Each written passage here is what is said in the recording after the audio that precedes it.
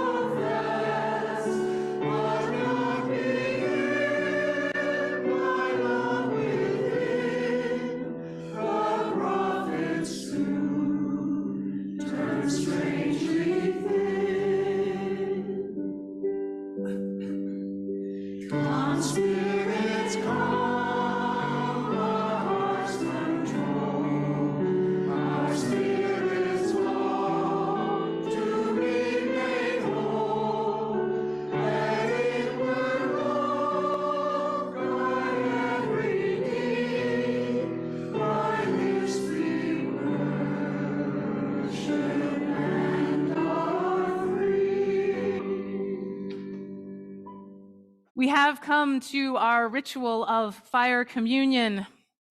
The start of the new year is a time when many people choose to make a resolution or set an intention for the year to come.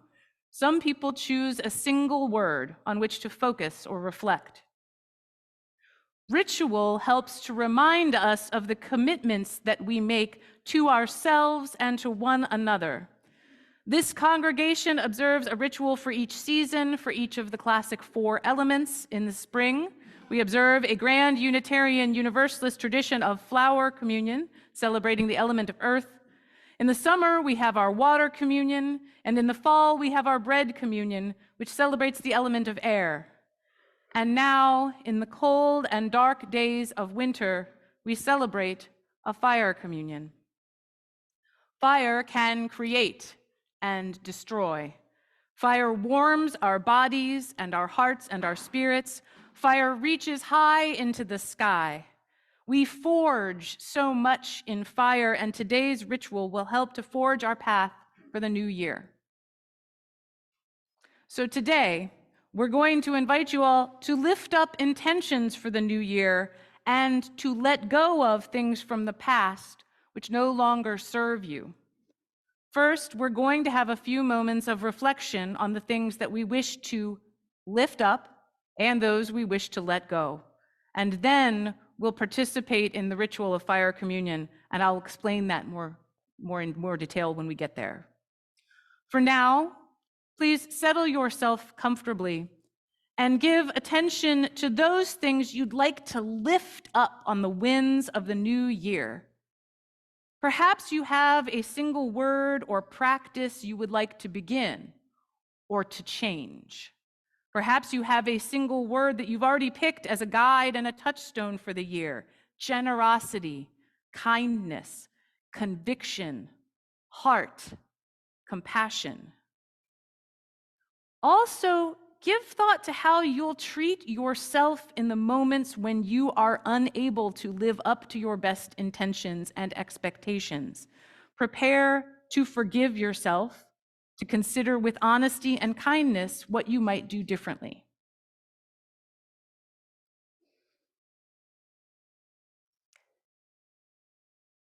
Now that you have given some consideration, and there'll be plenty of time to do this also as we line up to do the fire ritual, you might want to turn your attention to that which you might want to let go of. Perhaps it's a resolution or a promise that you made to yourself sometime in the last year that you discovered it just did not work in the way that you thought it might. Perhaps it's a pattern or a habit that you have wanted to change and have been uncertain how to begin. Maybe it is a relationship or a boundary that has changed in ways where you no longer feel welcome or comfortable. Consider a single word or simple phrase that sums up the thing that you would like to let go of this year.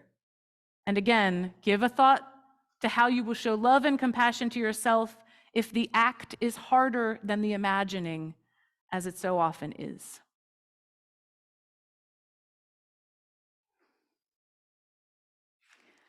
An intention that you make for yourself in isolation may never grow. By choosing to make these declarations in community, we are witnessing this act with and for one another. During this part of our ritual, we are going to take a symbolic action that stands in for the ways that we hope to live into our intentions for the new year. We're going to write our words on a slip of flash paper and burn them.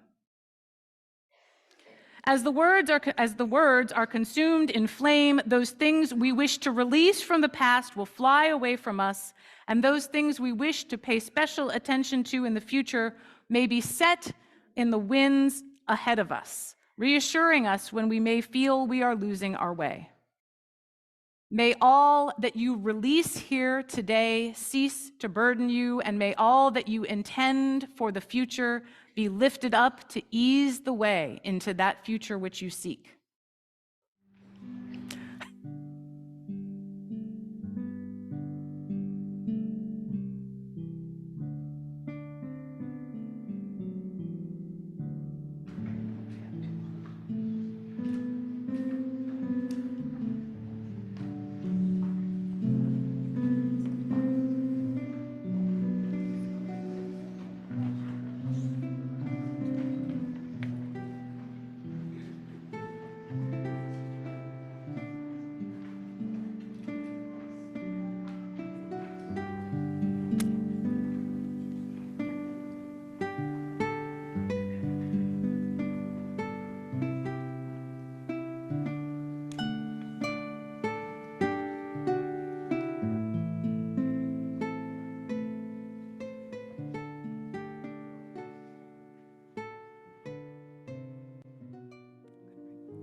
We have released and lifted up some things from our chat, and I hope that everyone here who wishes to participate actively in the ritual has had a chance to do so, much like we do each week with Matters of the Heart. I have a blank page here, an unwritten last piece of flash paper for any intentions, any things you wish to lift up or let go that may come into your heart at a later time. Thank you for participating in this sacred ritual. And now, we will close the ritual of fire communion with the third verse of Fire of Commitment that we started with. So I invite you to rise in body or spirit for the third verse.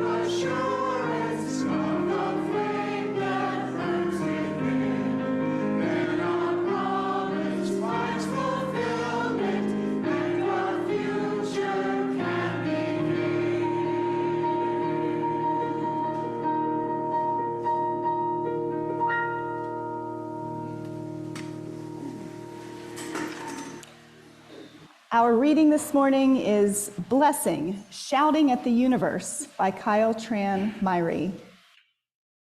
Blessing, Shouting at the Universe.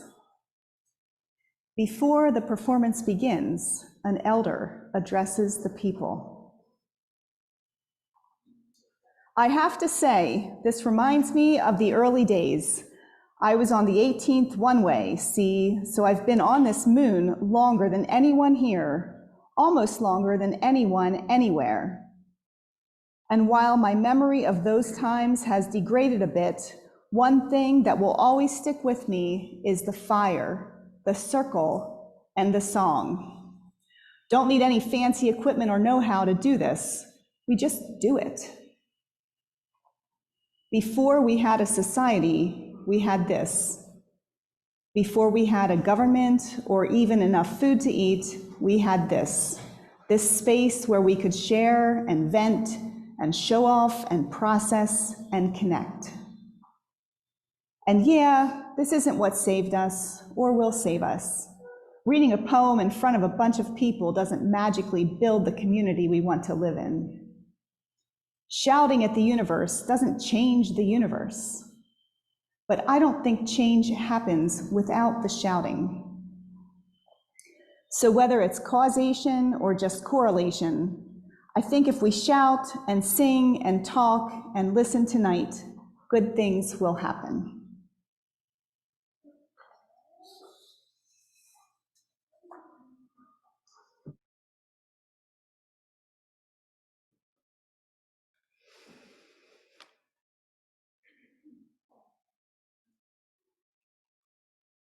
Some metaphors are so deeply rooted, they persist beyond memory. Fire as defiance, fire as truth, fire as knowledge. The same flame that could burn this entire village to ash can light our way through the darkness. The same flame that cooks my food can kill me.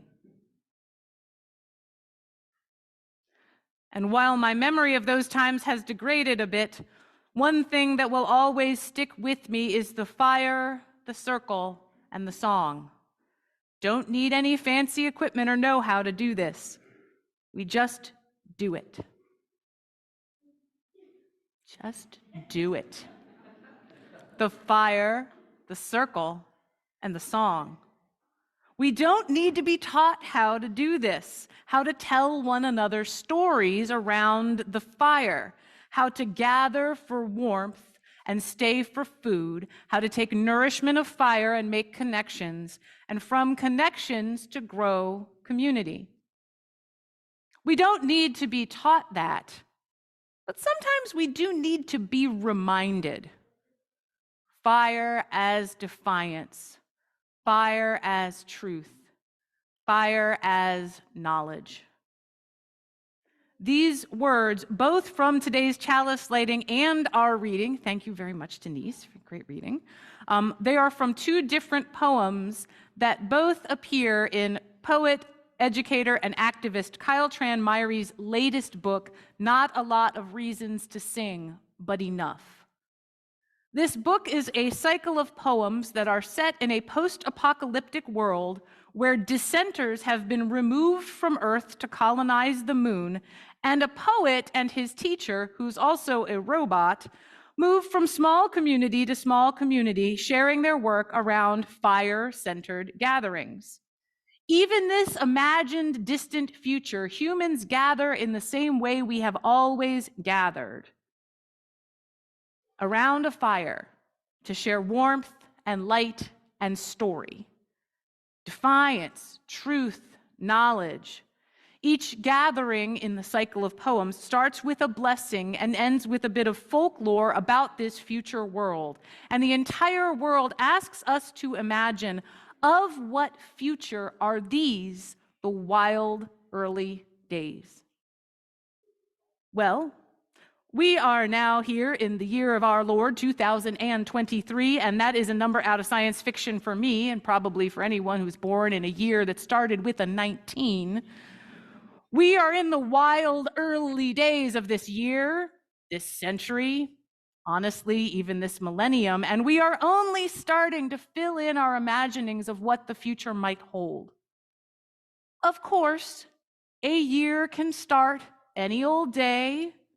To be annoyingly pedantic, I can say that every day is the start of a new year. But of course, the course and time of a year is an accepted social and cultural norm, and it facilitates communication, transportation, and yes, in some ways, imagination in a unifying way that the entire world, more or less, participates in. We don't need to be reminded about the fire, the circle, and the song. We don't need to be taught to gather in numbers for comfort and safety. We don't really need to be reminded of the ways that we can choose to look forward and to look back at the arrival of the new year. Every year it comes, the overwhelming wave of exhortations to change, to mine the self for shortcomings, to excavate our fears and insecurities, to tie up all the possibility of change in the act or the declaration of a single day, a single, frankly arbitrary moment in time. And every year, I personally want to shout, no, not because the choice to change nor the choice to self-examine isn't worthy. It is. But because holding that to a single day, to a single declaration is not only laughable, but can be harmful. If I tie my own worth up in the declaration of a single day, and then in a matter of days or weeks or months, I fall short of the declaration I made for myself, I can be swamped with feelings of failure. If we create a society of people who are essentially resolving to improve their lives, who then find themselves potentially derailed by a single mistake, then we are creating waves of unhappiness that lead to further separation, isolation, and loneliness, some of the greatest ills that trouble our society. If we bind up our worth in promises too big to keep and let shame at our own shortcomings overcome us, then what else are we doing but removing ourselves from the fire and the circle and the song? Don't let yourself be drawn away from the fire. This fire, our fire, the fire of our faith into which we have cast our intentions and set free that which does not serve us. This fire is here to reflect you in your change. This fire is here to dance upon your face and hands as you gather, imperfect and understanding and accepting, as you gather in a group with others who may be seeking the same light, the same warmth, the same companionship, although their pathways may be different.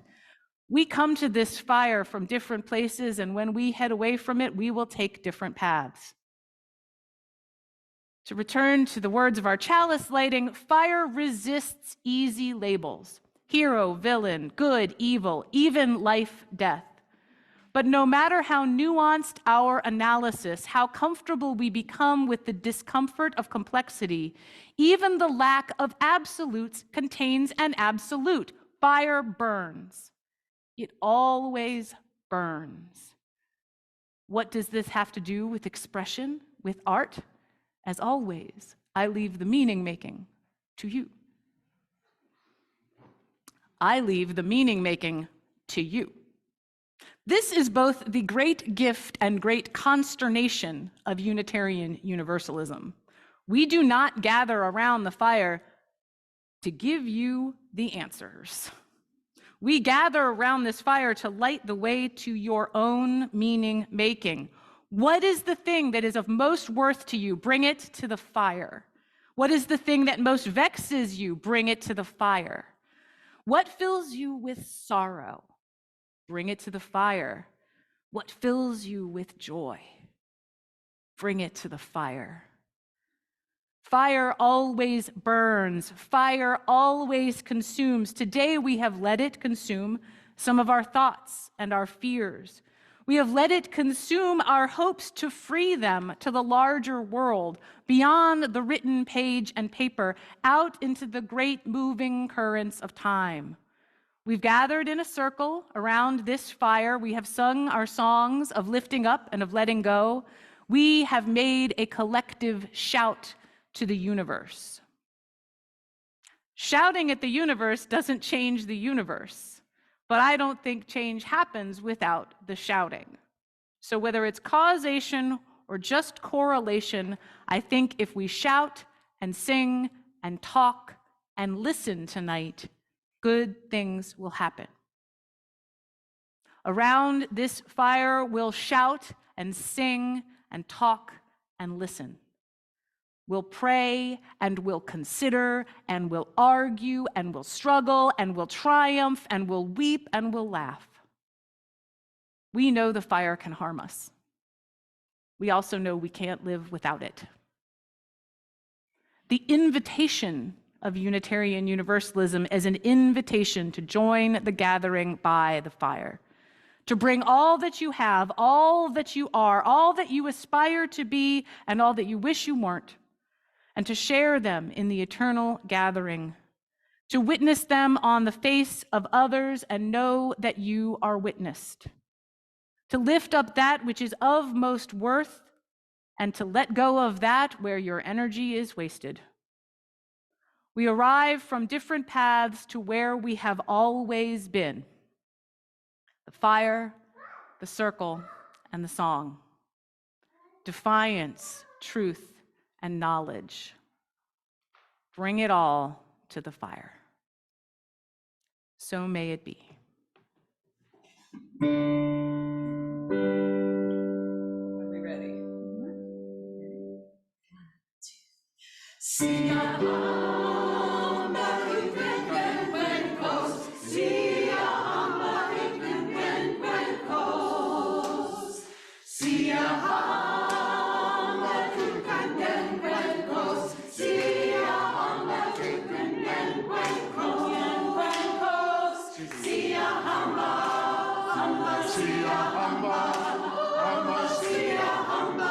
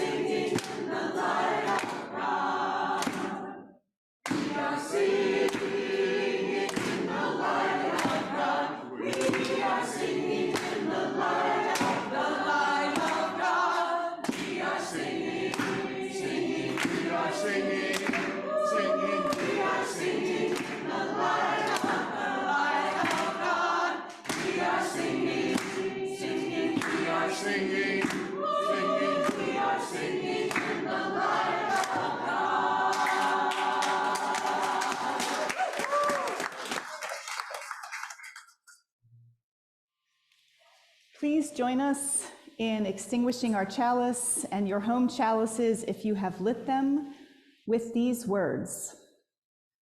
We extinguish this flame, but not the light of truth, the warmth of community, or the fire of commitment.